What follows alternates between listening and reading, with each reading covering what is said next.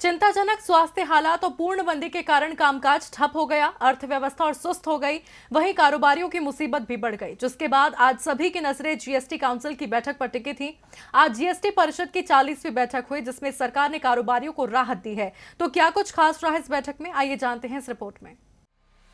देश में स्वास्थ्य मुसीबत के बढ़ते प्रकोप के बीच आज पहली बार वस्तु और सेवा कर परिषद यानी जीएसटी काउंसिल की 40वीं बैठक हुई, जिसमें जीएसटी लेट फीस से परेशान कारोबारियों को राहत मिली है।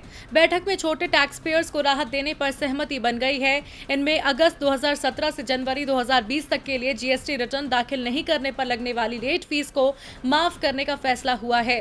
लेकिन ये राहत उन व्यापारियों को मिलेगी जिनकी कोई टैक्स लायबिलिटी नहीं है। इसके तहत सालाना 5 करोड़ रुपए से कम टर्नओवर वाले कारोबारियों को फरवरी से जून 2020 के बीच रिटर्न फाइल करने पर सिर्फ 9% ब्याज चुकाना होगा। आपको बता दें, मौजूदा हालात के चलते जीएसटी काउंसिल की बैठक वीडियो कॉन्फ्रेंसिंग के जरिए हुई। इस बैठक में राज्यों को मुआवजा और कंपनसेशन सेस में ज्यादा फंड जुटाने पर भी चर्चा हुई।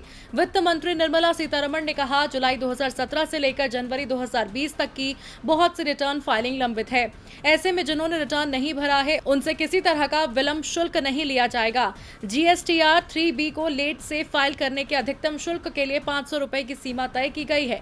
जीएसटीआर 3B को फाइल करने की अवधि 1 जुलाई से 30 सितंबर के बीच कर दी गई है। वित्त मंत्री निर्मला सीतारमण के साथ बैठक में सभी राज्यों के वित्त मंत्री भी शामिल हुए, जिन्होंने केंद्रीय वित्त मंत्री के सामने अपनी बातें रखी। इसके साथ ही बैठक में मौजूदा मुसीबत के कारण केंद्र और राज्यों के राजस्व पर पड़ने वाले असर और इसकी भरपाई पर बातचीत हुई है।